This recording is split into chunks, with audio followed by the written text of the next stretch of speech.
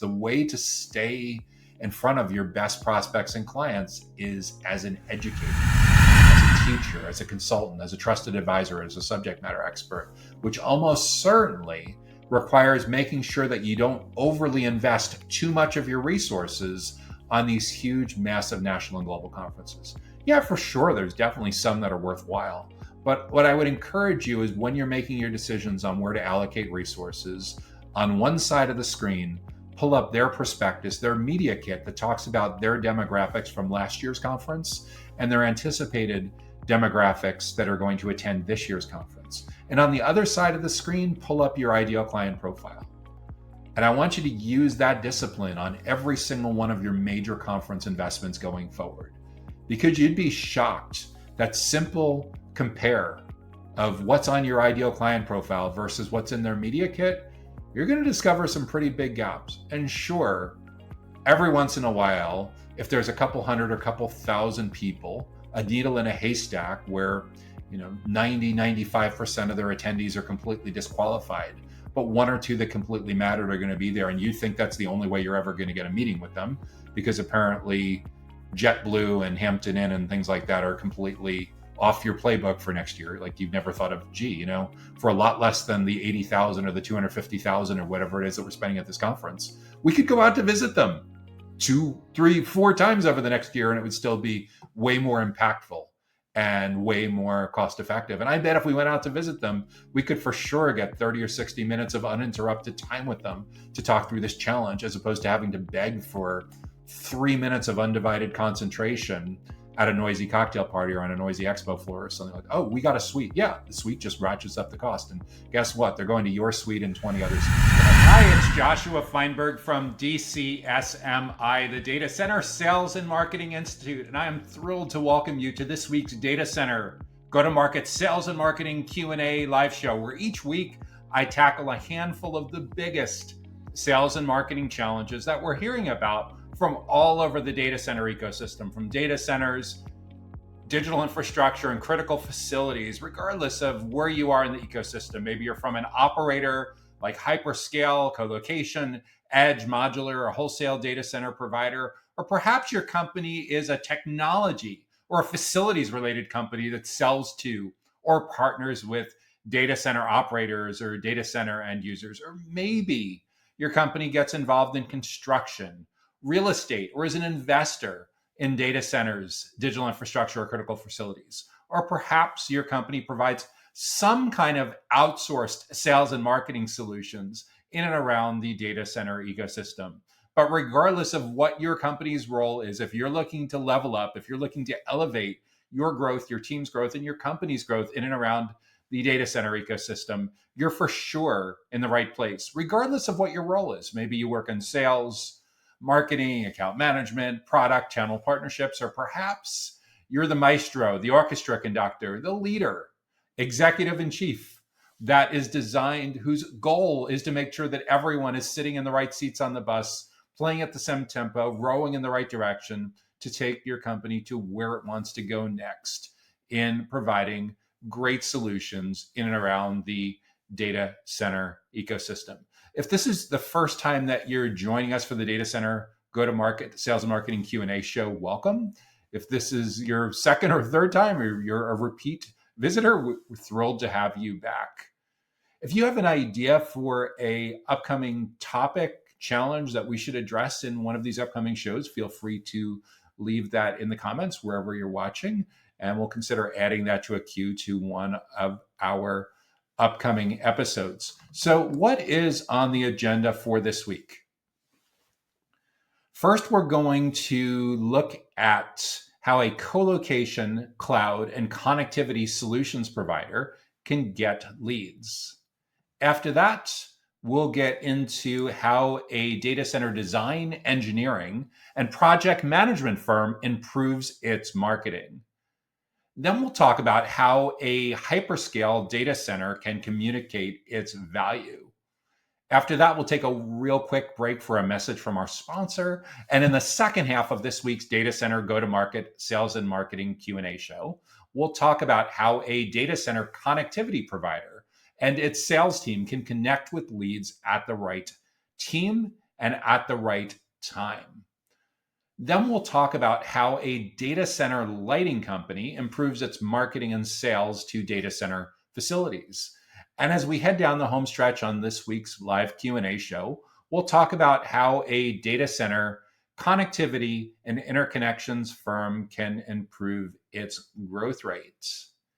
If you want to make sure that you get notified about upcoming educational events and resources just like this, make sure that you subscribe to our data center sales and marketing newsletter directly on the DCSMI website at www.dcsmi.com. This way you can get notified each Sunday directly to your email inbox about new upcoming events and resources just like this. So without any further delay, let's jump right into this week's first question, which is, how can a colocation, cloud, and connectivity solutions provider get leads? How does a company that provides colocation, cloud, and connectivity get leads, generate more leads? That's a fantastic place to start. And it's one of the most popular questions, one of the most popular requests that we hear about over at the Data Center Sales and Marketing Institute. So the first thing I want to think about is when you sell colocation, when you sell cloud, and when you sell connectivity, are you able to sell all three of those lines of business to the exact same kind of client? If so, then we can use a single go-to-market strategy, a single go-to-market playbook, and the same team and resources to be able to effectively generate those leads. If those lines of business are only loosely related and you tend to sell them to different kinds of people, either because they're located in a different geographic region, their companies are all different sizes, they're in all different industries, then you have a much more complex go-to-market kind of problem or growth problem that you're trying to overcome. But for the sake of what we're talking about today, let's go with the idea that you have these three lines of business and you have one particular kind of client that you want to sell these to. And because of that, you can use a single go-to-market strategy. You can use a single sales and marketing playbook to be able to generate leads, nurture those leads into opportunities, close those opportunities into new clients, and onboard and retain and upsell and cross-sell those clients over time. So what we want to know for starters is when it comes to generating more of the right leads, where have you been most successful in the past? If we look at your case studies, if we look at your logos, if we look in your CRM at your existing customers and your customer relationship management system, what commonalities will we find when we look at your longest term, most profitable, happiest clients that have, for the most part, enjoyed and benefited from at least two, ideally all three of these lines of business: colocation, cloud, and connectivity? And among the commonalities, we want to try to figure out where they're located. And this is where it starts to get a little bit challenging, because colocation tends to be tied to a specific location, right? You're basically your clients putting servers in your data center facility or facilities. And because of that, you tend to need two different kinds of playbooks: a playbook for clients that are located in very close proximity to one or more of your facilities, or clients that are not. And you can still do business with clients that are not within a 30 or 60 minute drive of your location, but you're going to need a completely different kind of playbook to be able to market and sell digitally, to be able to market and sell virtually. Cloud, by the nature of cloud, it tends to be a lot more born in the virtual world, right? And because of that, geographic proximity doesn't tend to be quite as important. Sure, there's latency issues, there's governance issues, there's compliance and regulatory issues that would dictate that someone would have not just preference, but extreme preference for certain regions or certain geographic locations. But cloud is basically a different kind of business model that opens up a much potentially wider area of addressable market. And connectivity, back to the other extreme. Like, in order to be in the connectivity business, you need to be good at telecommunications and peering and internet exchanges and meet me rooms. And because of that, that tends to be very, very localized, where latency is incredibly important. Proximity is incredibly important. With all of that in mind, we're looking for a Venn diagram to all of this. Think about three circles. Where's the overlap with the perfect kind of clients, the ideal kind of clients that need all three of these from you? And When you've done well with this in the past, we're looking for geographically what these clients have in common. Are they all located in your area? Are they all located within a 30 to 60-minute drive of your region? Are they all located within the same state or province? Are they all located within your country? Are they located within a group of countries within the same continent? Or can they truly be located anywhere around the globe? And anywhere around the globe, most of the time, is going to depend on how large your company is. That's not to say that a single location co-location operator can't have international clients. Many do well with international clients. It's just that in order for your co-location facility, co-location business to have a certain level of sophisticated client, they're almost certainly going to want multi-locations, multiple geographic regions, perhaps multiple clients. So they have geographic diversity, geographic footprint for latency and governance reasons all over the planet. And that tends to be a more complex build out by the nature of it. So be self-aware, figure out where you've done well in the past with your marketing, sales, and most of all, support and retention and account expansion. And get clear about geographically where you're primed to win, both now and in the future. Once you figure out the geographic part of that ideal client profile, and one more sidebar on all of that, as when you look at needing to do or wanting to do business in co-location, cloud, and connectivity globally, recognize that there's a handful of countries where English only is going to be fine. But once you get beyond those handful of countries, you will almost certainly need to localize into different languages. And even in other English-speaking countries, there's some localization that's needed. But for sure, if you're going to aggressively expand, let's say you're based in the US and you want to aggressively expand into Middle East, Africa, Europe, Asia, wherever it is, for the most of the countries that you're likely looking to grow this footprint on will require that you have marketing capabilities, sales capabilities, services capabilities multilingually. In other words, way beyond just English. Second, besides the geographic part of your ideal client profile for generating leads, how big or how small should these companies be? And this is another soul-searching self-awareness, looking at your case studies, looking in your CRM, looking at where you've been most successful in the past with your marketing, sales, services, onboarding, account expansion, cross-selling, retention, net promoter score, all that good stuff. Where have you been most successful? Where have they been happiest? Are they clients that are on the smaller side? Are they mid-market clients? Are they enterprise clients?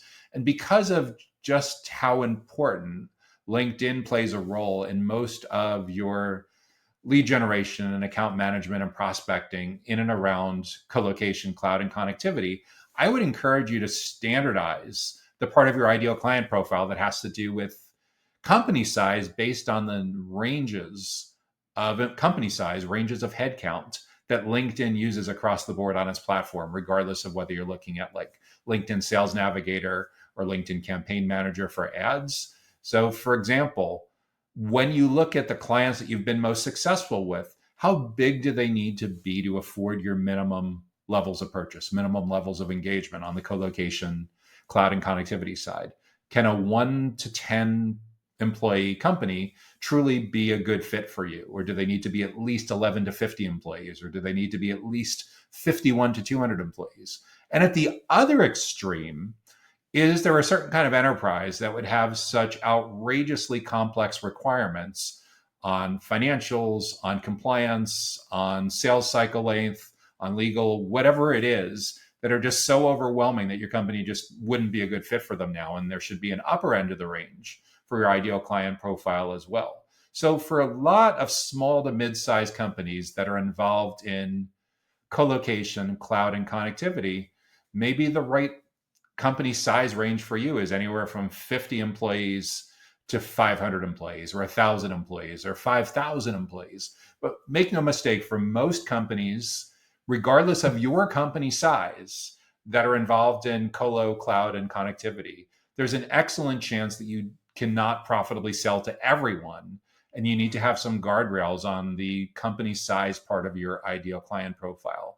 And if you're going to scale this successfully, I would encourage you to normalize those ranges, not so much based on your square footage or their square footage requirements or their power requirements. But I'd start by, because it comes down to prospecting and lead generation and lead nurturing and lead qualification, make it simple on yourself and just simply standardize based on the employee headcount ranges that LinkedIn uses: 1 to 10, 11 to 50, 51 to 200, 201 to 500, 501 to 1,000, 1,001 to 5,000, 5,001 to 10,000, and 10,000 plus. And yeah, you can tell by virtue of the fact, an absurd amount of campaigns that I've done on the platform over the last 10, 12 years or so on Sales Navigator and Campaign Manager, and using it as a research tool. But the good part is a lot of things on LinkedIn have changed over time. That's remained remarkably consistent. The next category actually has changed over time, the industry part of your ideal client profile. And the reason that this is especially relevant, the industry, the vertical, the niche market, why it's especially relevant for a company in colocation, cloud, and connectivity, is when it comes to certain geographic regions, there's certain compliance, accreditation requirements, certification requirements that come up that are unique not only to a specific geographic region, but are unique to specific kinds of industries. For example, like in the United States, as in many regions around the world, healthcare, information technology is very highly regulated. Financial services information technology, very highly regulated. Government, education, all very highly regulated. So what that means is if your company has made the investments and has the resources to be able to check off the boxes, to comply with requirements, to be able to successfully sell to healthcare clients, financial services clients, government clients, whatever it is in your particular region, great, fantastic. Include that in your ideal client profile on specific industries that are great for generating leads within. Conversely, if you know that there's certain industries where your company has not made those kinds of investments, and at some point you're going to be disqualified from their process, why waste time with creating awareness and educating and building trust and generating leads when you know you're not going to be able to close and retain those kinds of clients successfully? So include those as well as specific exclusions of the kinds of industries that should be excluded from your ideal client profile. Where do the inclusions and exclusions come into play? Well, for example, if you're using LinkedIn Sales Navigator, when you're setting up your filters and your saved searches on both the contact level and the account level, you can do inclusions and you can do exclusions. Along the same lines, if you decide to use LinkedIn Campaign Manager to run ads, same deal. You can do inclusions and exclusions based on certain kind of industries, along with geography, along with company size, what they call headcounts. Along the same lines, once you get beyond seeing LinkedIn as basically your operating system for lead gen for a colo, cloud, and connectivity company, think about your website, think about your lead generation forms. For each of your most important segments, they probably deserve some real estate on your homepage, right? They probably each deserve a separate page on your website that talks about what you do for them. They also likely deserve some real estate on your top navigation and bottom navigation menus, directing visitors in a really prominent place to those pages. And of course, if you want to be able to turn more of those strangers into visitors, you'll also want lead generation and lead nurturing offers that are unique to that specific kind of industry, unique to that kind of segment within your addressable market, within your ideal client profile. So that's where the rubber meets the road between your ideal client profile and building that out into both traffic generation, lead generation, and having content, educational resources throughout the full buyer's journey: awareness, consideration, and decision. Not just at the decision stage where they're ready for sales contact, because at that place, a simple website page may do the trick, but we want to make sure that we have the ability to earn their trust, educate and build trust with them throughout the full buyer's journey. So we need those great educational resources that are specific to that particular industry and specific stakeholders within those companies. So when it comes to generating leads for colocation, cloud, and connectivity, first think about the company. That's your ideal client profile, geography, headcount, and industry that we were just talking about. From there, you should be able to build out a target account list of anywhere from a couple dozen to a couple thousand companies, usually a couple hundred, somewhere in between, of the perfect companies that ought to know that you exist and do business with your company in the future. But we're not done when we've nailed the company side of lead generation and the company side of your go-to-market. We also need to think about the individual stakeholders within those companies that have a big say on where they purchase colocation, cloud, and connectivity from. Those are the individual buyer personas, and those are the people where we need to generate leads. So within those companies, we need to be able to carve up, we need to be able to segment who are the most important people that have the biggest economic say, the biggest economic stakeholders in deciding where they're going to buy colo, cloud, and connectivity. The most important economic stakeholder we're going to call your primary buyer persona. And they'll for sure have a big role on the decision-making committee. The second most important category of stakeholder we're going to call your secondary buyer persona.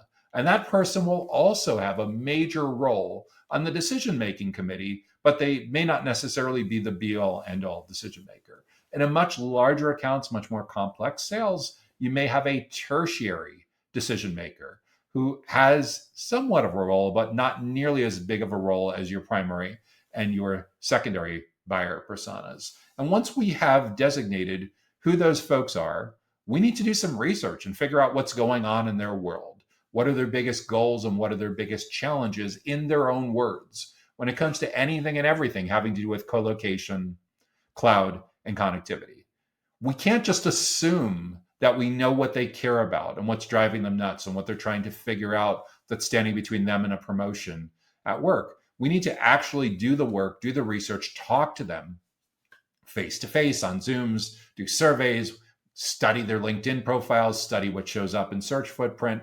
When we put in their name and their company name, we need to get consensus on their biggest professional goals and their biggest professional struggles.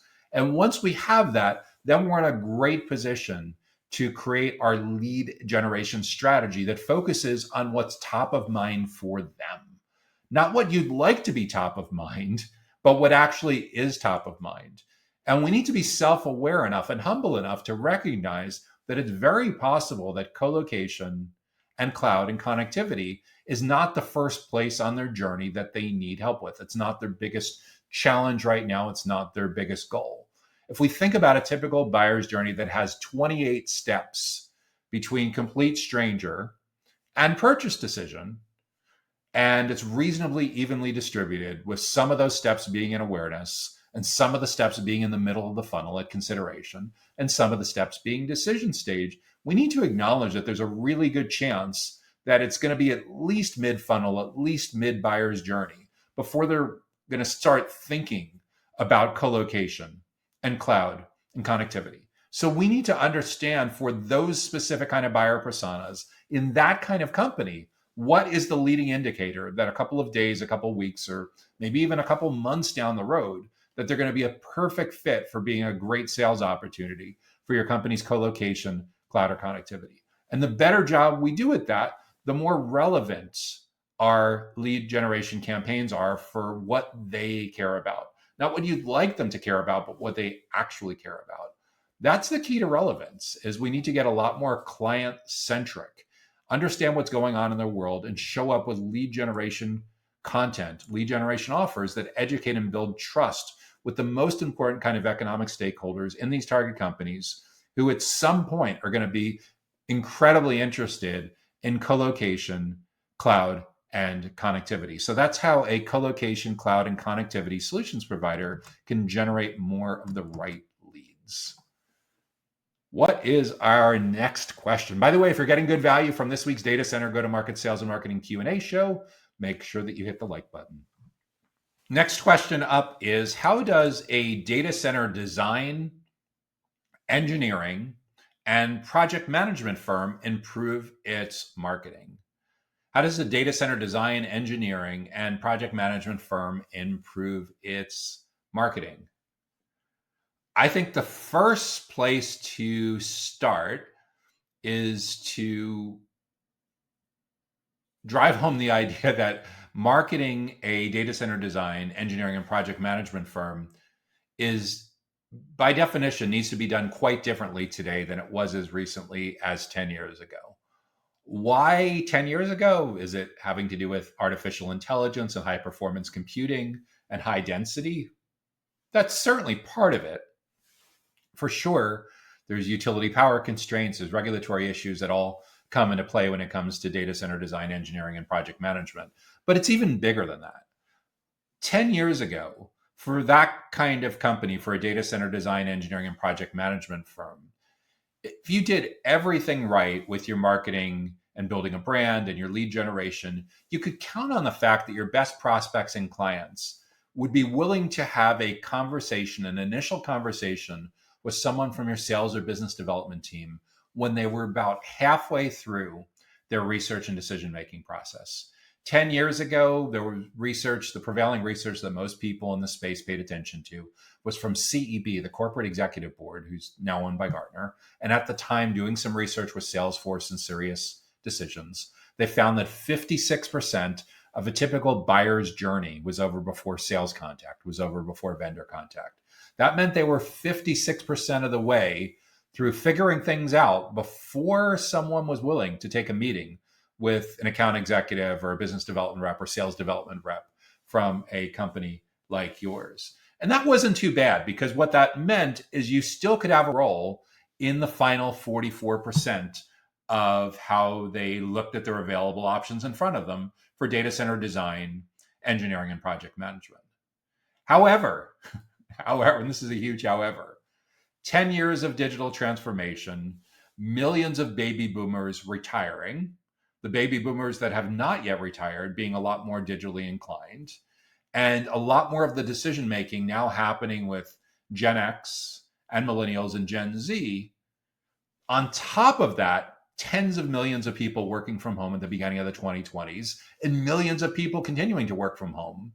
And that 56% number has jumped all the way to 83 over the last 10 years. 83%. What does that mean? 83% of researching, comparing options, and evaluating pricing now happens without you in the room, without that prospect or client wanting to spend any time with a member of your sales team.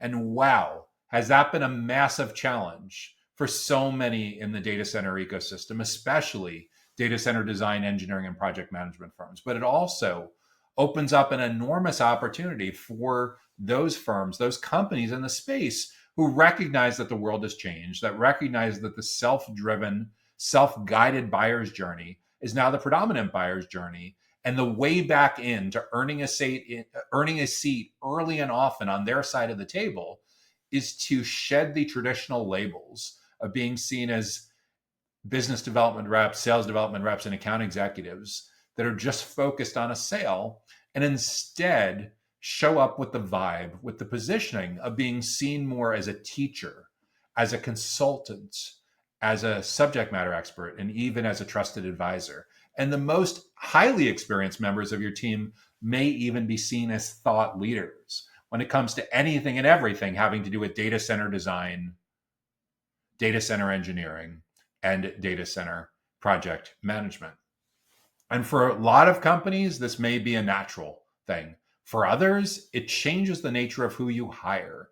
It changes the nature of how you approach learning and development, workforce redevelopment, skills development, cross-skilling, upskilling, cross-training.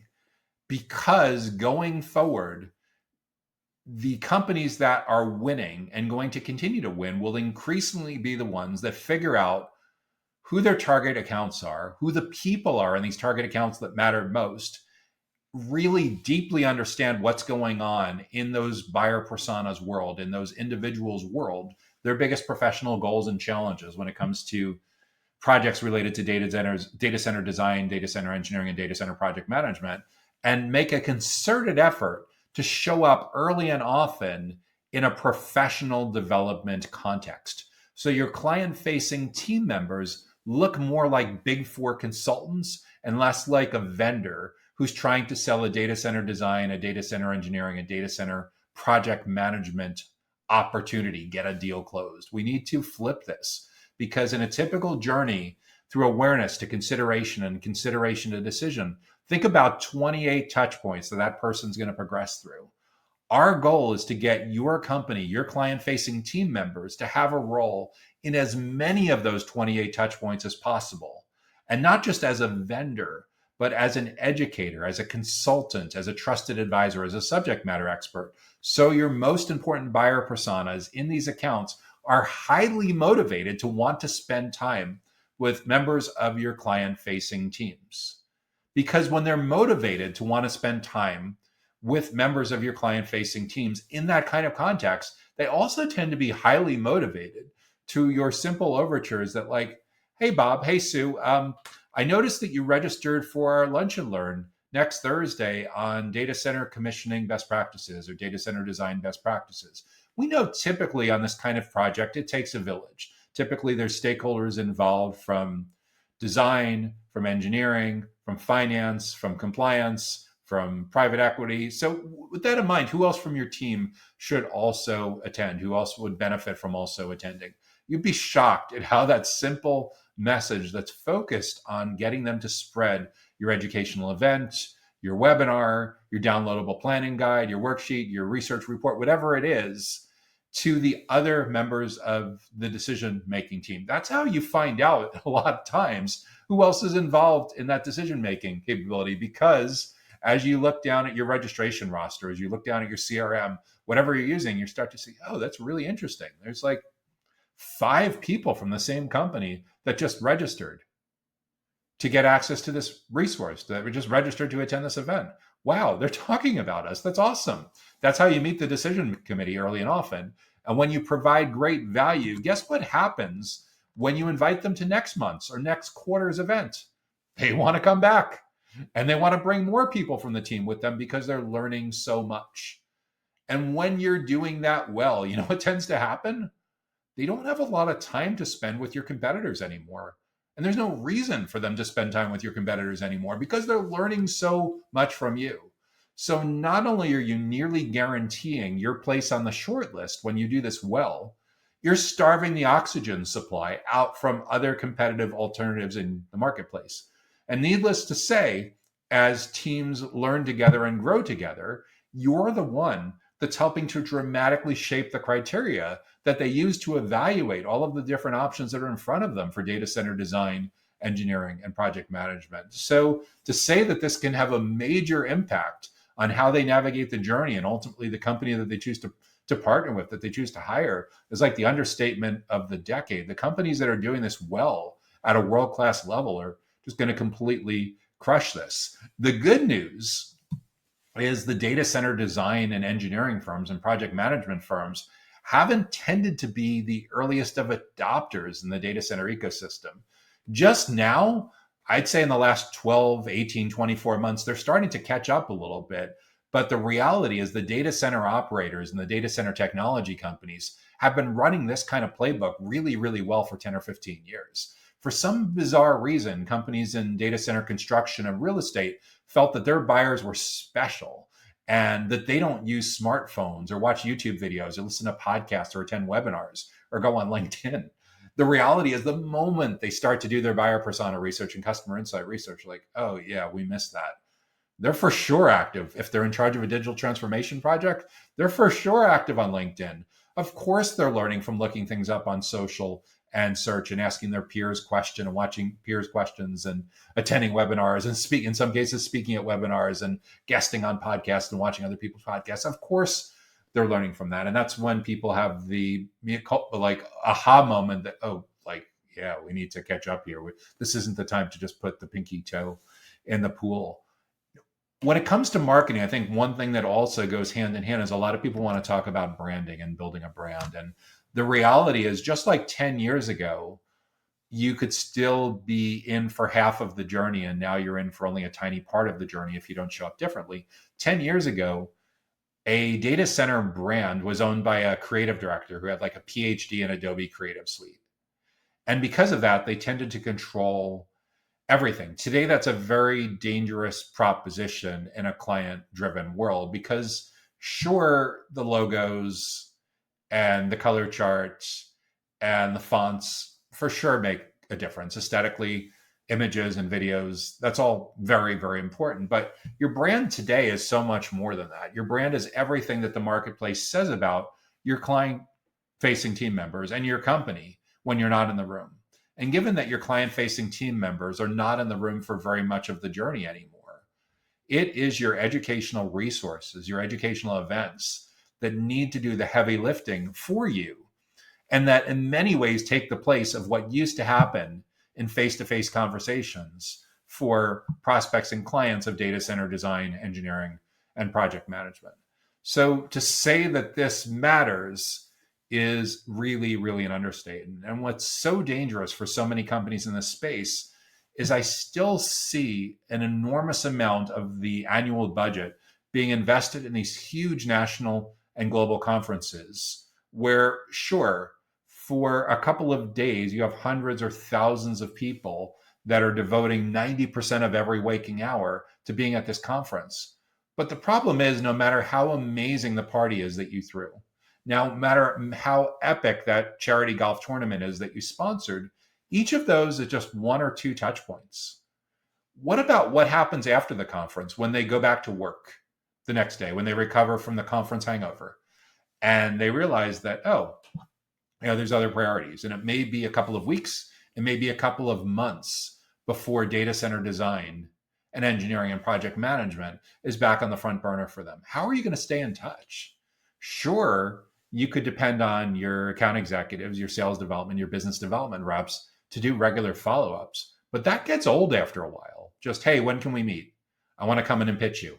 Hey, we just won an award. I should come in and pitch you. We're entitled to come in and pitch you because we won an award. We just opened a new facility. We just hired all these great people. Come on, you want us to come in and pitch you? That gets really, really old really fast. The way to stay in front of your best prospects and clients is as an educator, as a teacher, as a consultant, as a trusted advisor, as a subject matter expert, which almost certainly requires making sure that you don't overly invest too much of your resources on these huge, massive national and global conferences. Yeah, for sure, there's definitely some that are worthwhile. But what I would encourage you is when you're making your decisions on where to allocate resources, on one side of the screen, pull up their prospectus, their media kit that talks about their demographics from last year's conference and their anticipated demographics that are going to attend this year's conference. And on the other side of the screen, pull up your ideal client profile. And I want you to use that discipline on every single one of your major conference investments going forward, because you'd be shocked that simple compare of what's on your ideal client profile versus what's in their media kit, you're going to discover some pretty big gaps. And sure, every once in a while, if there's a couple hundred or couple thousand people, a needle in a haystack where 95% of their attendees are completely disqualified, but one or two that completely mattered are going to be there. And you think that's the only way you're ever going to get a meeting with them because apparently JetBlue and Hampton Inn and things like that are completely off your playbook for next year. Like you've never thought of, for a lot less than the 80,000 or the 250,000 or whatever it is that we're spending at this conference, we could go out to visit them 2, 3, 4 times over the next year, and it would still be way more impactful and way more cost effective. And I bet if we went out to visit them, we could for sure get 30 or 60 minutes of uninterrupted time with them to talk through this challenge, as opposed to having to beg for 3 minutes of undivided concentration at a noisy cocktail party or on a noisy expo floor or something like, oh, we got a suite. Yeah, the suite just ratchets up the cost. And guess what? They're going to your suite and 20 other suites. You're having to share that attention with the 19, 20, 1,500, 2,000 other companies that are very, very motivated to want to have that meeting as well. But at the end of the day, for companies that want to improve its marketing for data center design, data center engineering, and project management, the goal is to show up in front of the right people, in the right places, at the right time, and most of all, in the right context. So your company is seen as the be-all, end-all experts when it comes to anything and everything having to do with data center design, engineering, and project management.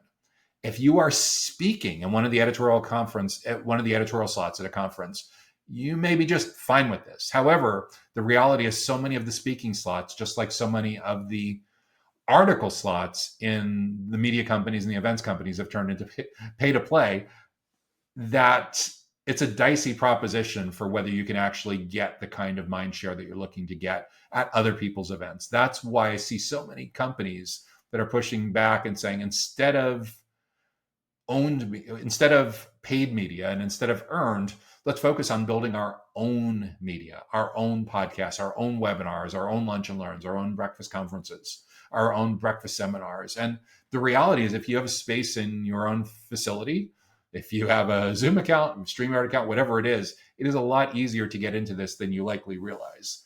The hardest part, many times for most companies, is there's a massive amount of cultural inertia that is vehemently resisting change.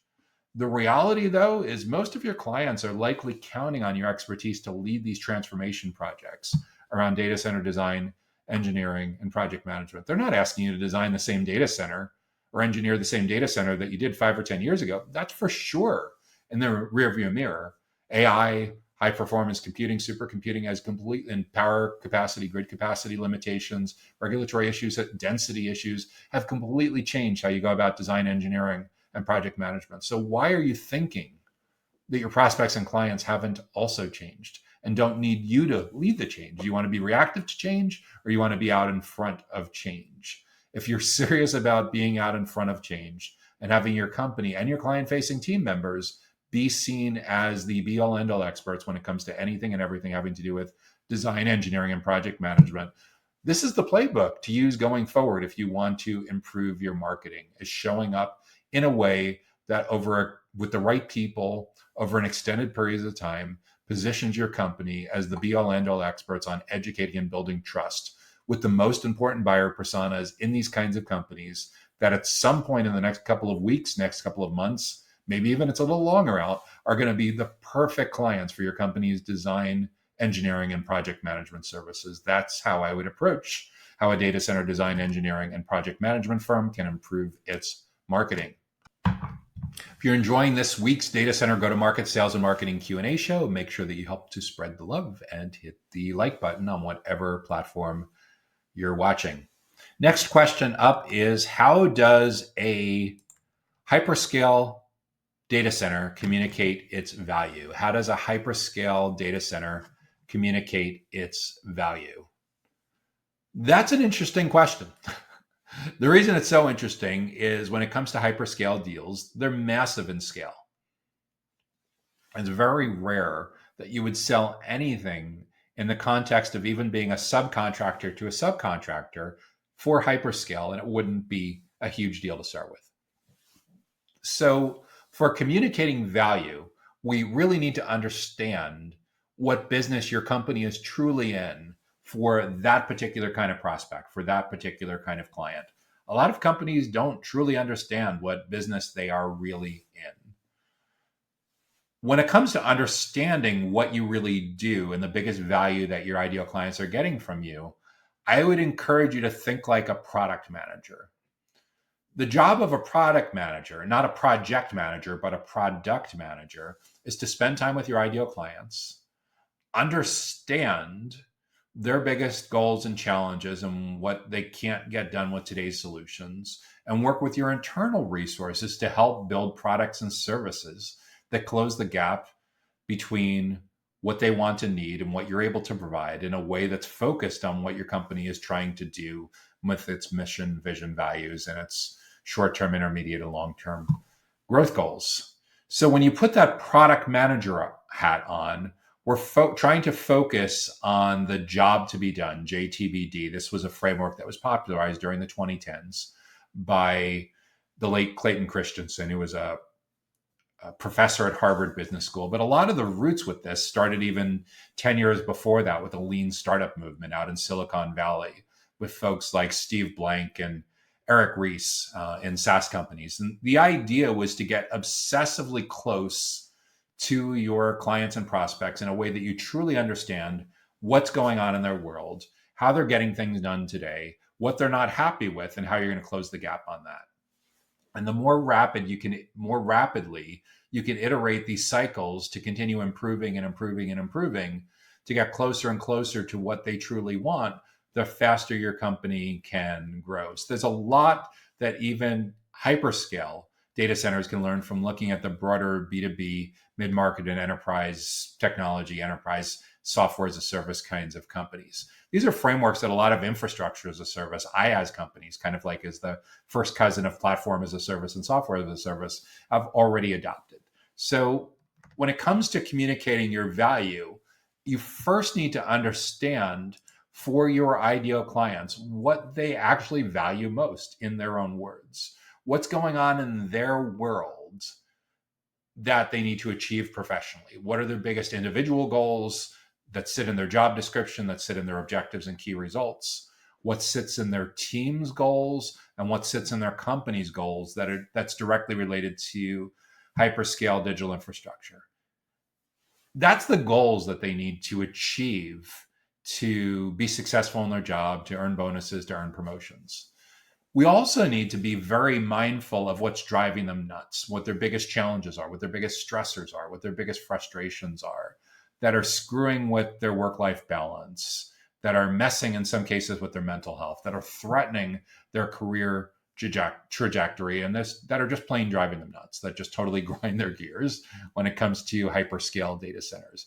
And to the extent that you know the consensus on their biggest professional goals and their biggest professional frustrations, you're on the right path to understanding what value you can actually provide and how that should be communicated. Because from our standpoint at DCSMI, the Data Center Sales and Marketing Institute, when it comes to your website copywriting, when it comes to your product marketing materials, when it comes to your sales enablement, email marketing, digital ads, social media posts, basically your entire go-to-market strategy, your sales and marketing playbooks, that needs to largely be governed by strict discipline on defining your ideal client profile, a strict understanding, a precise understanding of your segmentation strategy within that ideal client profile, who the buyer personas are, and what their biggest goals are and what their biggest challenges are in their own words.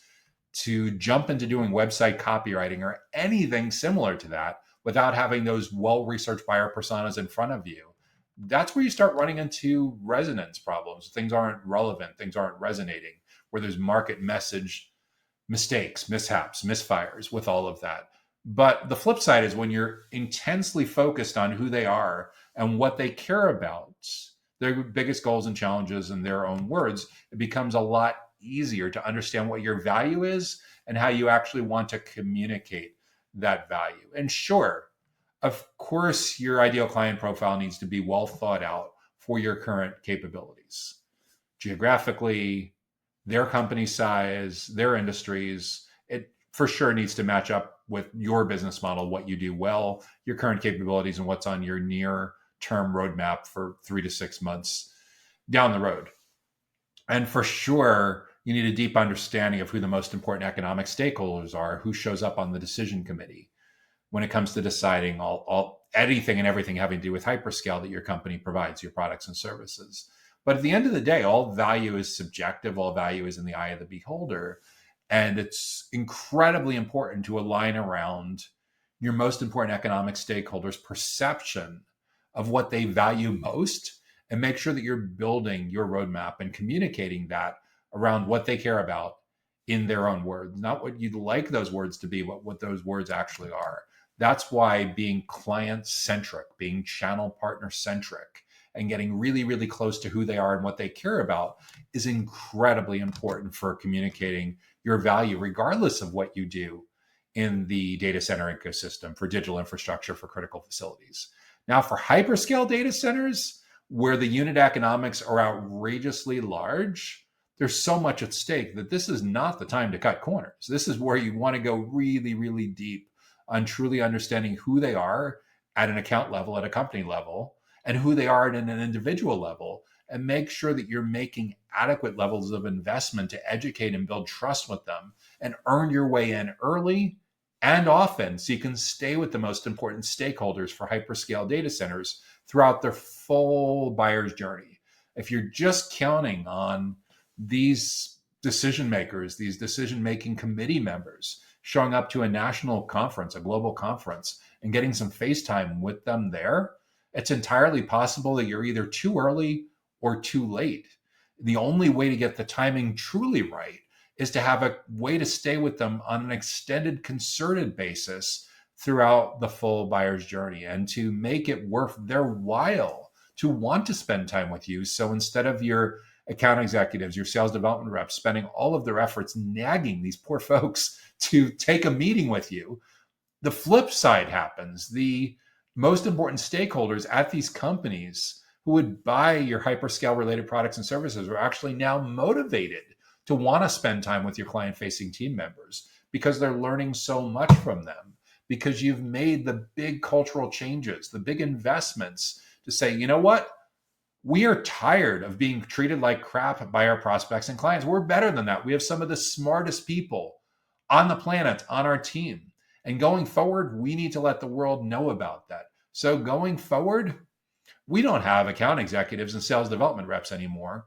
We have advisors, we have consultants, we have trainers, we have solutions experts, whatever you want to call it. There's so many better. I'm not telling you should immediately go into your email signature and business card and LinkedIn profile and change the job titles overnight. These are bigger cultural changes. But at the end of the day, the account executive of the future should look a lot more like a big four consultant and a lot less like the transaction-focused account executive from 10 years ago.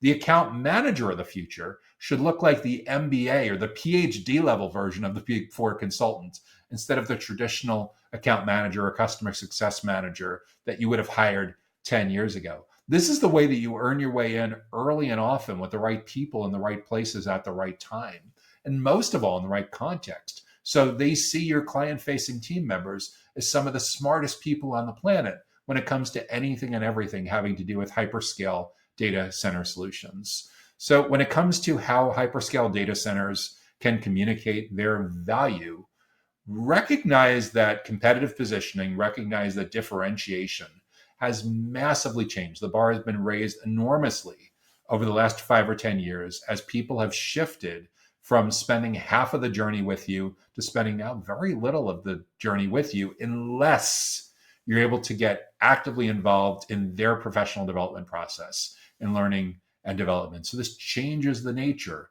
of how you allocate resources, how you make your investments going forward. And make no mistake, if you're burying your head in the sand and ignoring all of this, your best prospects and clients are learning from someone.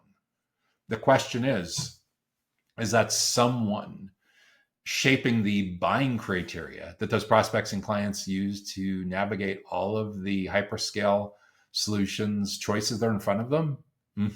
So the question is, do you want your direct competitors, your indirect competitors, to be the ones that are shaping your prospects and clients' buying criteria? Or do you want your client-facing team members to be in the driver's seat, to be in on as many of those 28 touch points between complete stranger and hyperscale purchase decision as possible? Again, these are big culture changes. The choice is ultimately yours, but that's how I would approach how a hyperscale data center can communicate its value. We're going to take a quick break for a message from our sponsor, and we'll be back with 3 more of the biggest challenges that we're hearing about from all over the data center ecosystem. The Data Center Go-to-Market podcast is sponsored by DCSMI, elevating the role of sales, marketing, and go-to-market GTM professionals in the growth of the data center industry. To stay informed about upcoming episodes, make sure that you subscribe to the Data Center Sales and Marketing newsletter on the DCSMI website that can be found at www.dcsmi.com. Again, that URL is www.dcsmi.com.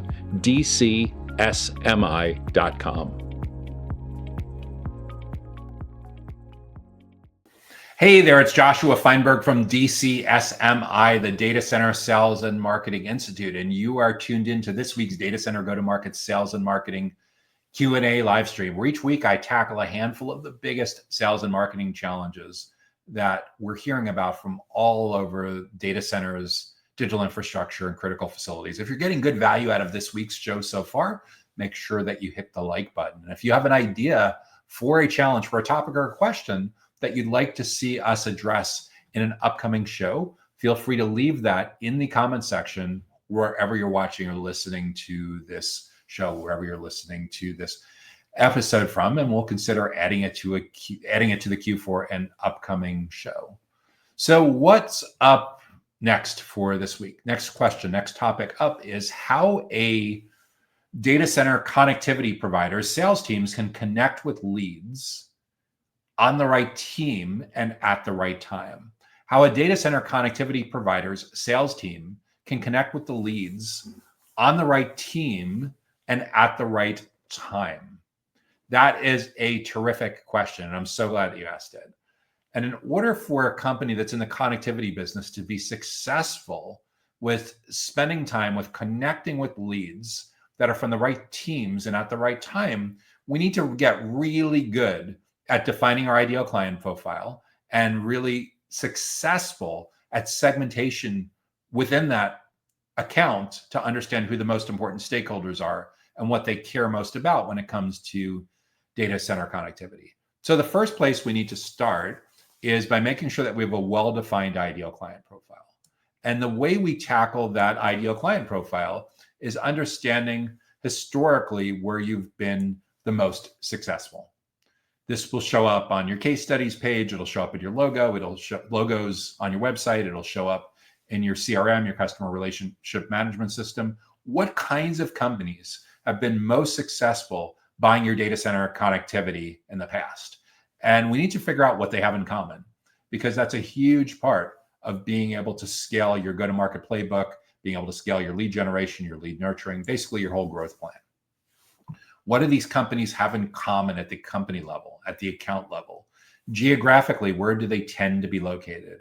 Are they all located within a certain metropolitan area, within a certain state, within a certain province, within a group of states or provinces, depending on where you have geographic footprint? Are they all located within a certain country? Are they located within multiple countries, all within the same continent? Or can you truly sell data center connectivity globally?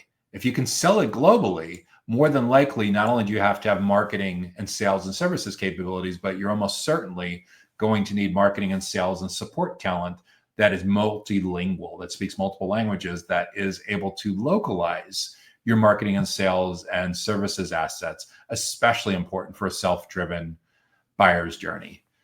In addition to the geographic part of your ideal client profile, we need to understand, for the companies that have been happiest with your data center connectivity, how big are they or how small are they? We need to get really tight on that band that defines their company size. You could do this in annual revenue. You could do that in turnover.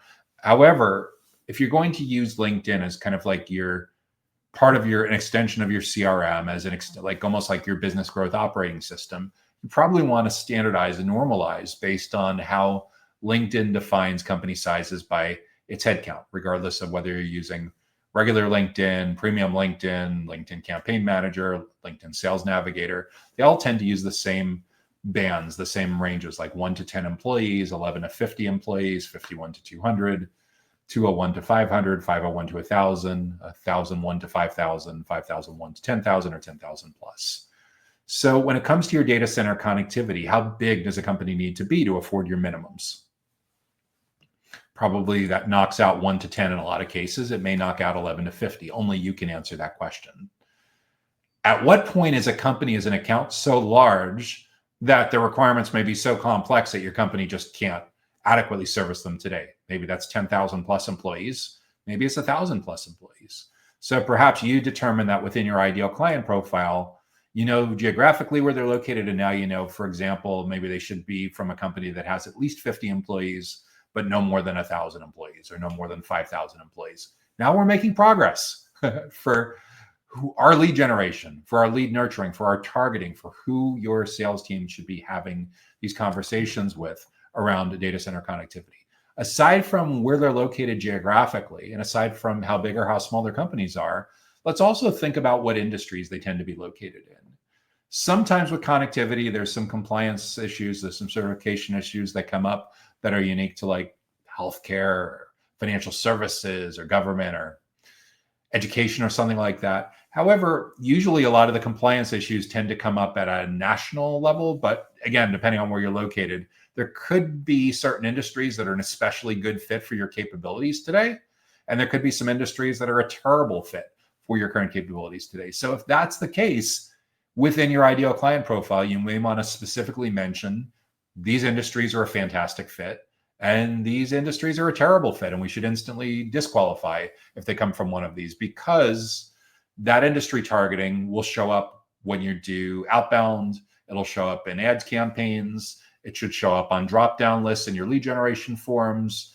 The inclusions, the preferred industries should for sure have some real estate on your website homepage, on your website navigation. They probably should each have their own page on your website. They probably should each have their own lead generation and lead nurturing offers, perhaps even their own marketing and sales team members. So when it comes to how a data center connectivity provider's sales teams can connect with leads at the right team and at the right time, let's get really specific about, at the account level, at the company level, where we want to reach. Second, within those companies, who are the right people? Who are the buyer personas? Who's the most important economic decision maker that we want to connect with? That person we're going to call the primary buyer persona. Who's the second most important kind of stakeholder in those accounts when it comes to anything and everything having to do with data center connectivity? That's going to be our secondary buyer persona. And again, knowing these buyer personas not only is incredibly important because we need to do research to understand what's going on in their world, their biggest goals and challenges in their own words, so we can make sure all of our website copywriting, sales enablement, product marketing, email marketing, ads, social media, events strategy should all focus on their biggest goals and challenges in their own words, prioritized by your primary and your secondary most important stakeholders, your primary and secondary buyer personas. Those are the right people that are sitting on the right teams. In terms of the right time, we need to also understand that besides being specific about the account level people and the individuals within those accounts, we need to talk about timing, because the nature of timing is a moving target that shifted quite a bit over the last 10 years. 10 years ago, you could count on the fact that most of your best prospects and clients, most of your best leads, were willing to meet with someone from your sales team when they were about halfway through their research and decision-making process. So even though you were excluded half of the time, you were still included roughly half of the time. At the time, 10 years ago, most people pointed to research from CEB, the Corporate Executive Board that's now owned by Gartner, where they found that 56% of a typical buyer's journey was over before sales contact, was over before vendor contact. So even though it was 56% over, you could still spend 44% of the time with them. However, those days, those nostalgic days, are now very much in the rearview mirror. Add in 10 years of digital transformation, millions of baby boomers retiring, Gen X, millennials, Gen Z, and much more decision-making roles, tens of millions of people working from home at the beginning of the 2020s, millions of people continuing to work from home, and digital transformation has really dramatically changed buyer preferences, so much to the point that the journey is not 56% of the way over before you meet prospects today. Today, it's 83% of the way over, meaning 83% of their researching, comparing options and evaluating pricing now happens without you in the room. That's research from Gartner. What that means is you're only in there for the final 17% if you don't do something better, if you just are reactive about all of this. However, the companies that are winning are recognizing that there actually is still a way to get in early and often to have a significant role in influencing that 83%. So you're invited in to their side of the table so that you're seen more as a teacher, a consultant, a subject matter expert, a trusted advisor, maybe even a thought leader. And that's the unlock with all of this, is that for data center connectivity, if your sales team wants to connect with leads on the right teams at the right time, we need to understand that their preferences, their journey is very, very different today than it was as recently as 10 years ago. And now your account executives, your sales development reps, your AEs and your SDRs, they need to show up looking a lot more like teachers and consultants and subject matter experts and trusted advisors, and less just focused on closing a transaction around data center connectivity. So we need to figure out a way for you to not only understand the company and the individuals, but what's their biggest professional goals and their biggest frustrations that they're trying to figure out. So we show up as professional development. So we have an active role in the learning and development process for the key people on these teams. So they're motivated to want to spend time with members of your client-facing teams, as opposed to you having to beg them and nag them and manipulate them into taking meetings. When we do this right, they're highly motivated to want to learn from your client-facing team members. They're also going to be highly motivated to bring their peers with them, to bring their boss with them, to bring other team members with them to your educational webinars, your educational events, to consuming your educational resources. Because when you're focused on providing value to them based on the goals that they've articulated in their own words, based on the challenges that they've expressed in their own words, it's a much more natural ask to say, hey, Bob, I noticed that you downloaded our report to the 10 biggest mistakes people make with data center connectivity.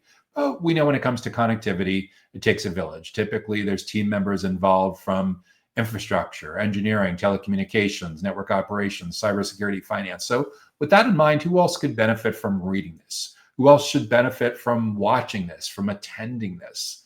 You'd be shocked when you do this well and you're providing a lot of value. When you look down at your lead conversion notifications, when you look down at your CRM, whatever you're using to track the lead generation, you're like, whoa, 5 people, 7 people, 12 people from the same company just converted on our landing page in the last 60 minutes, 90 minutes. Holy smokes, this is working. They're talking about us. And that's the first domino to fall to starting to understand who's on the decision committee, who all those stakeholders are.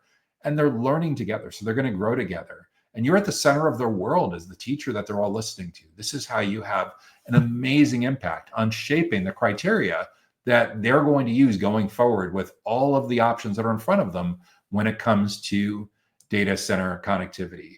So for a data center connectivity provider sales team that wants to connect with leads on the right teams and on the right time and at the right timing, it's very important to recognize that for the most part, there's going to be dozens of touch points between complete stranger and purchase decision.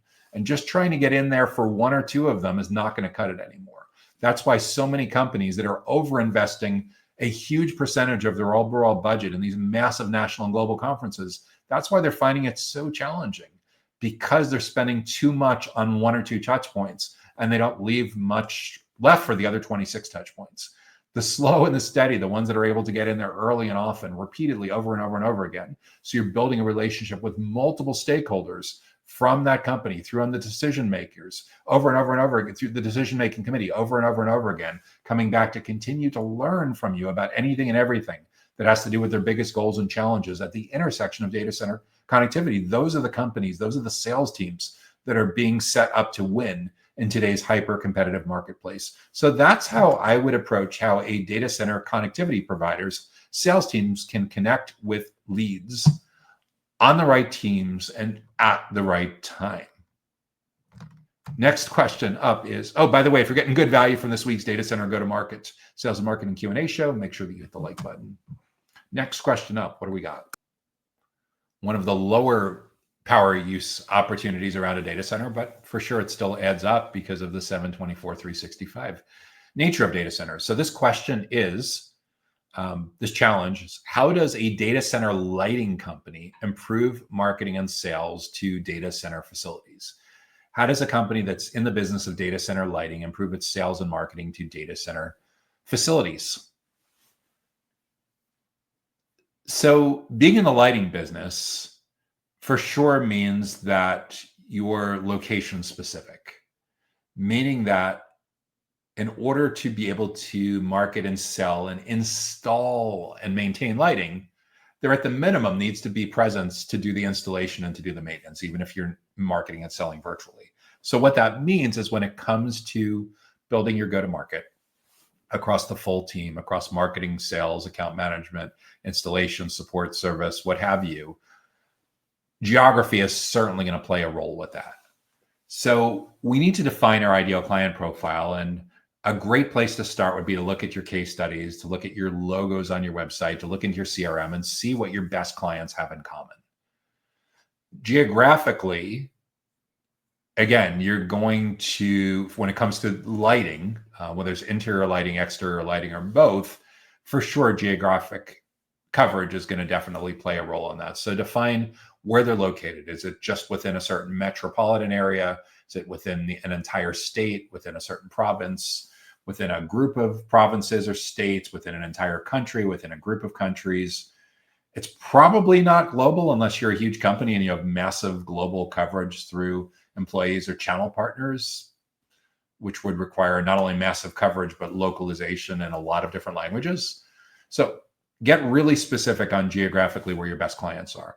Second, when you look at where you've been most successful, how big or how small are these enterprise data centers, are these data center operators? That's going to play a role as well, because national and global companies likely have certain requirements that may be particularly burdensome to relatively small data center lighting companies and may be really hard for you to navigate around between legal issues, financial issues, compliance issues, certification issues, staffing issues, bond issues, whatever it is. And you may be better off working with a general contractor or some kind of integration firm where someone else has the lead on the account with these huge companies. Along the same lines, you may also be set up in such a way where it's just not cost effective for you to be able to sell directly to end user data centers or data center operators that are below a certain size, that can't afford your minimum purchase, that can't afford your minimum level of engagement. So get specific on the range of company sizes that are a good fit for your data center lighting company. What's too small and what's too big. And I would encourage you, if you're serious about running marketing and sales to data center facilities executives that are in charge of transformation projects, LinkedIn is certainly going to play a role. So I would encourage you to standardize your size targeting based on the bands, the employee ranges that are popular throughout the LinkedIn platform, on LinkedIn Sales Navigator and LinkedIn Sales Navigator and Campaign Manager. Third, are there certain industries where you tend to win most often and industries where you never win at all? So get really, really clear on that, because that also will play a role in your sales and marketing and defining your ideal client profile. So now we've defined at a company level who are the best accounts that we want to go after. And from there, you should be able to build out a target account list of anywhere from a couple dozen, usually a few hundred, in some cases, a few thousand potential companies that fit that ideal client profile that you'd love to be buying data center lighting from you in the near future. So that's a finite list of companies that you want to create awareness for, that your marketing and sales team want to have awareness within to educate and build trust with the right people in those companies around anything and everything having to do with data center lighting, data center illumination. Now that we've defined the company or the account level, we need to understand who the people are within those accounts that are going to care most. When you say data center facilities, that implies, as most people would surmise when it comes to data center lighting, that a facilities manager or facilities executive will likely take the lead. But depending on the size, there could also be electricians. If these are brand new facilities, there could be commissioning companies that are involved. There could be architects, designers that are involved.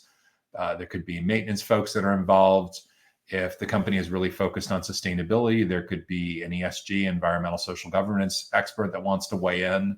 If lighting is a really big expense that the company is trying to control, someone from finance may also be involved. However, you likely know, based on your existing client list, who are the most important economic stakeholders that show up on these decision committees. Now, the most important one would be your primary buyer persona. The second most important one would be a secondary buyer persona. And if you're relatively new to this kind of initiative, I would encourage you to pick your first most important, your second most important, and kind of put a pin in the rest, at least for now, because it's very easy to spread yourself too thin with marketing and sales if this is a relatively new initiative. If you've been doing this a while, maybe your segmentation strategy can successfully support 4 or 5 different kinds of stakeholders within these companies. And what tends to happen often too is there's channel partners or third parties that come into play besides the internal facilities managers. These could be someone at a general contractor. This could be an integrator. This could be a consultant. It could be an architect.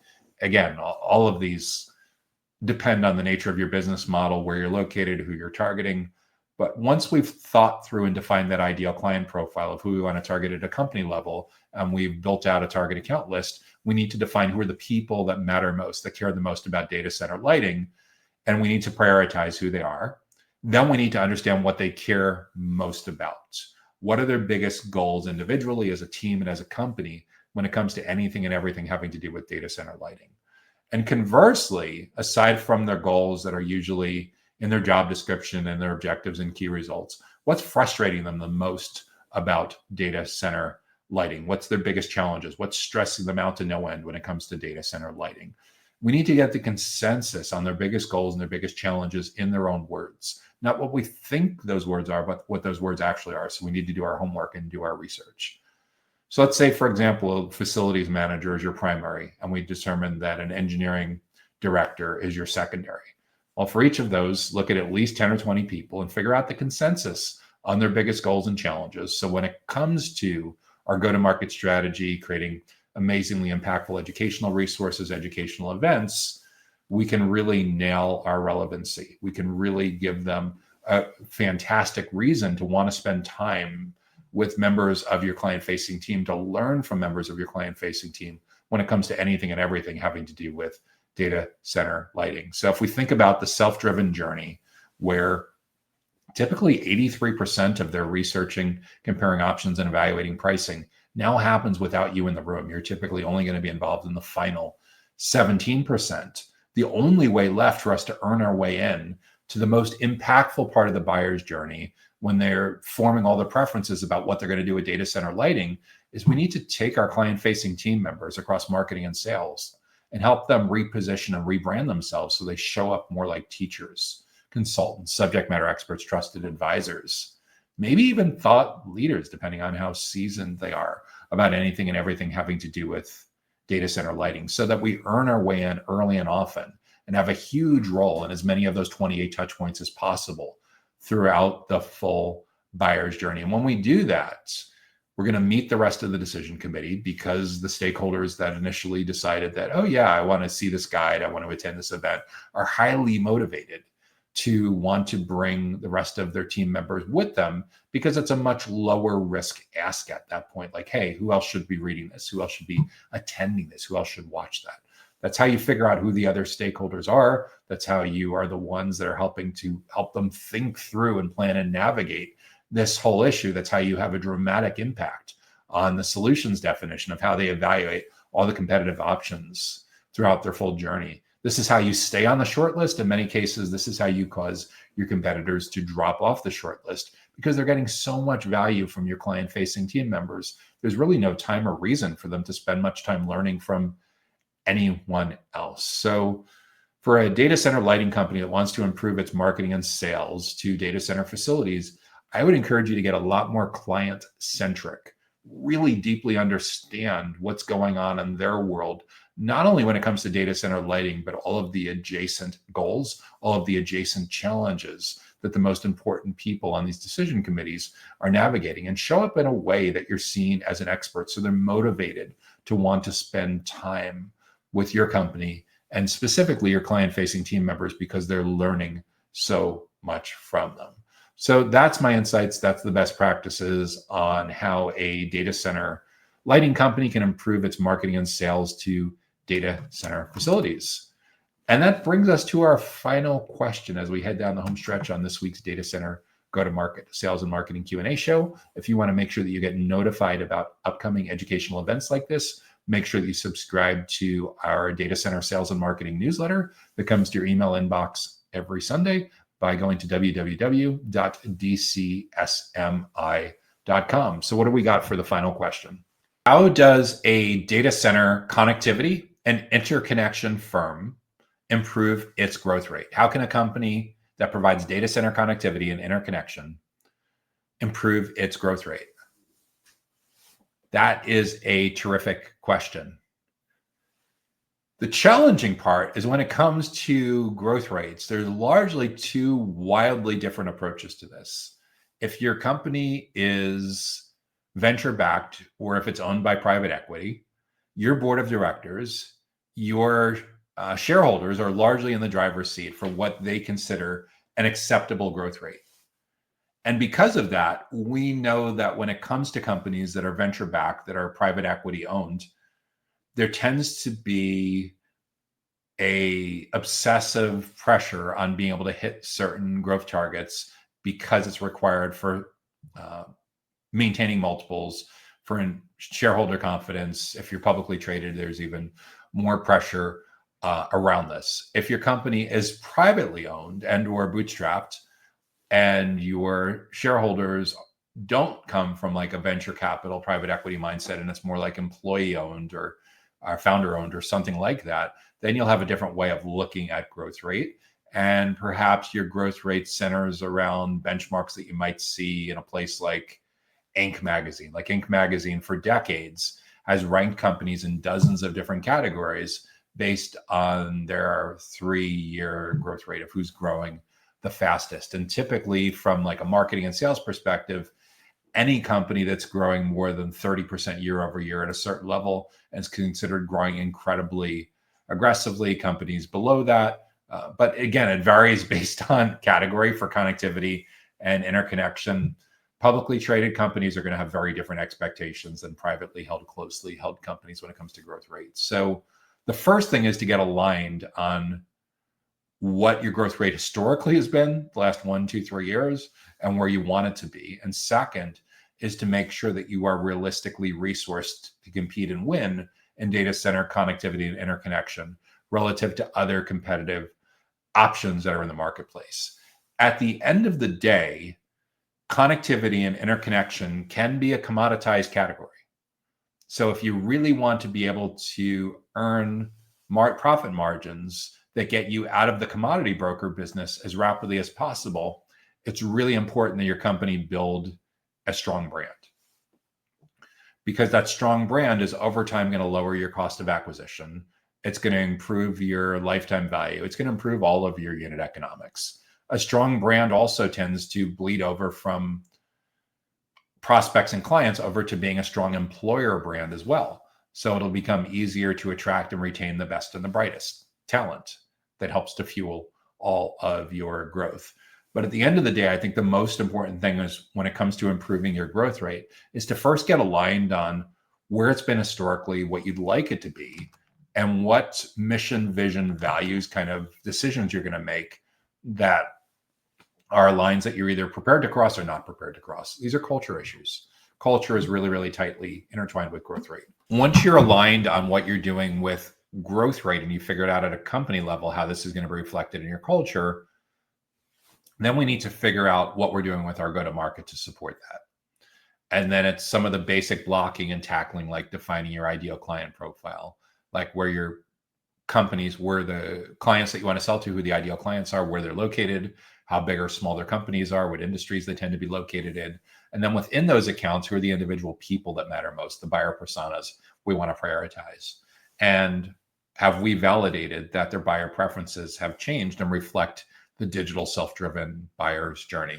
If they have, then we need to make sure that we're prepared to show up early and often as the be-all end-all experts when it comes to anything and everything having to do with data center connectivity and interconnections.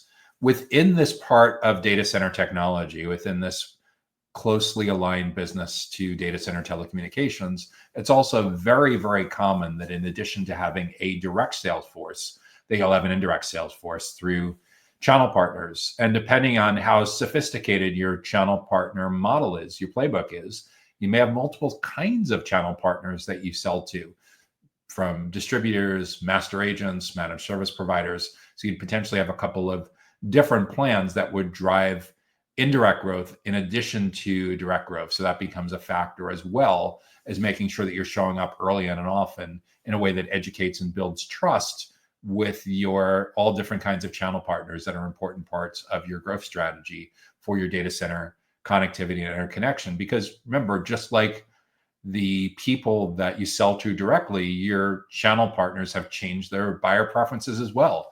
They also are spending the first 83% of their buyer's journey without sales contact. So we need to figure out a way to get your best and brightest to show up as teachers, consultants, subject matter experts, and trusted advisors when it comes to anything and everything having to do with data center connectivity and interconnection, regardless of whether we're talking about buyer personas on the direct side or buyer personas on the indirect side, on the channel partnership side. And we need to recognize that doing this well gives your company a competitive advantage.